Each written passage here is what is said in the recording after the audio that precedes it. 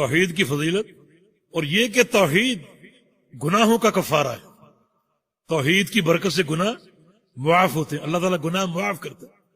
عقیدہ توحید اتنا برگزیدہ عقیدہ ہے کہ اس سے گناہ معاف ہوتے ہیں. گناہ کے معاف ہونے کی کئی صورتیں، ایک یہ کہ اللہ تعالیٰ توحید کی برکت سے گناہ معاف کر دے، بندے سے خوش ہو اور خوش ہو کر گناہ معاف کر دے.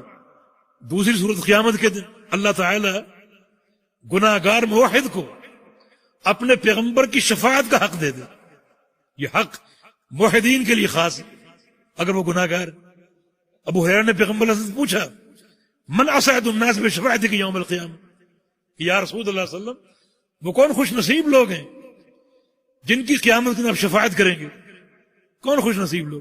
تو رسول اللہ صلی اللہ علیہ وسلم نے ارشاد فرمایا اسعد الناس بشفاعتی یوم القیامہ من قال لا الہ الا اللہ خالصا من قلبہ.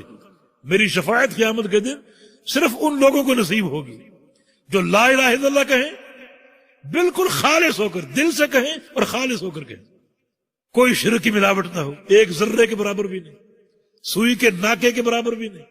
شرک کی ملاوٹ نہ ہو اور بالکل خالص اور مخلص ہو کر اس کلمے کو جانیں، پڑھیں، اس کا اقرار کریں، دل سے گواہی دیں اور عمل سے اس کی پوری ترجمانی کریں، تو ان لوگوں کو قیامت کے دن میری شفاعت کا حق نصیب ہو جائے. لکل نبی دعوت مستجابہ قد دعا بہا. اللہ نے ہر نبی کو ایک مستجاب دعا کا اختیار دے رکھا. کر لو دعا، میں قبول کروں گا.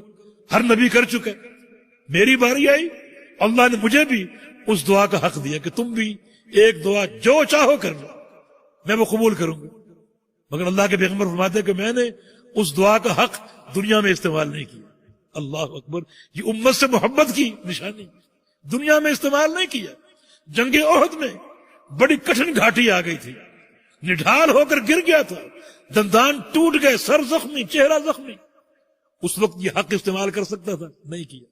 وادی طائف میں لوگوں نے پتھر مارے، لہو لہان کر دیا، بے ہوش ہو کر گر گئے، کپڑے سرخ ہو گئے، یہ حق استعمال نہیں کیا. فرمایا کہ ادخرت بدعوتی شفاعت لامتی یوم القیامہ، میں نے اپنی دعا کا حق محفوظ کیا ہوا ہے قیامت کے دن کے لیے، اپنی امت کو شفاعت کر کے بخشوانے کے لیے. اس دن یہ حق استعمال ہو، پوری امت کو نہیں. فرمایا کہ وہی نائلۃ لمن مات من امتی لا یشرک باللہ شیئا، میری شفاعت کا حق سن لو، میری امت کے صرف اس فرد کو نصیب ہوگا جس کی موت اس طرح ہے کہ اس نے اللہ کے ساتھ کسی کو شریک نہ مقرر کیا. یہ حق موحد کے لیے. تو وما یکفر من الذنوب، توحید گناہوں کو مٹا ڈالتی ہے، گناہوں کا کفارہ ہے جس کی بہت سی صورتیں.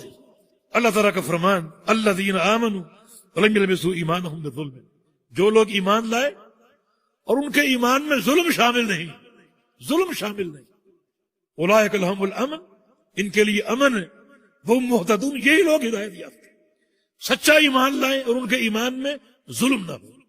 یہ آیت کریمہ اتری، اس سے آپ اندازہ کریں کہ حدیث کی کیا ضرورت اور کیا اہمیت ہے. صحابہ میں ایک زلزلہ طاری ہو گیا کہ ایمان لائیں اور ظلم نہ کریں. ظلم تو ہو ہی جاتا ہے، کبھی اپنے نوکر پر کر بیٹھتے ہیں، اپنی بیوی کر بیٹھتے ہیں، کبھی اپنے بیٹے پر کر بیٹھتے ہیں، دوست پر کر بیٹھتے ہیں، اپنے اوپر کر بیٹھتے ہیں، ظلم تو ہو ہی جاتا ہے. اور اللہ نے کیا فرمایا کہ جو ایمان لائیں اور ظلم کی آمیزش نہ ہو، امن صرف ان کے لیے، ہدایت صرف ان کے لیے. تو کون بچے گا؟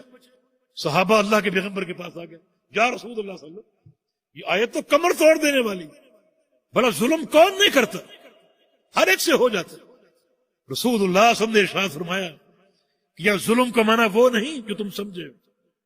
اللہ تعالیٰ کے عبد صالح لقمان کا قول تم نے نہیں پڑھا، یا بنی لا تشرک باللہ ان الشرک لظلم عظیم، اے بیٹے اللہ کے ساتھ شرک نہ کرنا، شرک ظلم عظیم ہے. یہاں ظلم سے مراد وہ ظلم نہیں جو تم سمجھے ہو، یا ظلم سے مراد شرک ہے. وہ ظلم کے دو معنی، ایک زیادتی کرنا، اس ظلم کے مقابلے میں عدل، اور ایک ظلم شرک کرنا، اس ظلم کے مقابلے میں توحید. توحید اختیار کرو، ظلم سے بچے، اور اس کے ایمان میں، اس کی توحید میں کسی اعتبار سے شرک کی آمیزش نہ ہو. اس کے لیے امن، دنیا میں امن، مرنے کے بعد قبر میں امن، قیامت کے دن امن امن ہی امن. وہم مہتدون، اور یہ لوگ ہدایت پائیں گے، یہ لوگ راستہ پائیں گے. دنیا میں صراط مستقیم کا سیدھا راستہ، اور قیامت کے دن جنت کا راستہ. جنت کہاں ہے کوئی نہیں جانتا، کوئی نہیں جانتا.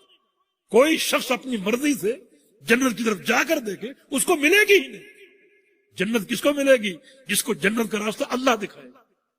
وہم مہتدون، یہ لوگ ہدایت یافتہ ہیں، راستہ دکھائے جائیں گے. دنیا میں عقیدے کی سلامتی کا، اسلام کا، ایمان کا اور توحید خالص کا، اور قیامت کے دن جنت کا. جنت کسی کو نہیں ملے گی جب تک اللہ تعالیٰ راستہ نہ دکھا دے. الحمدللہ الذی ہدانا لہذا.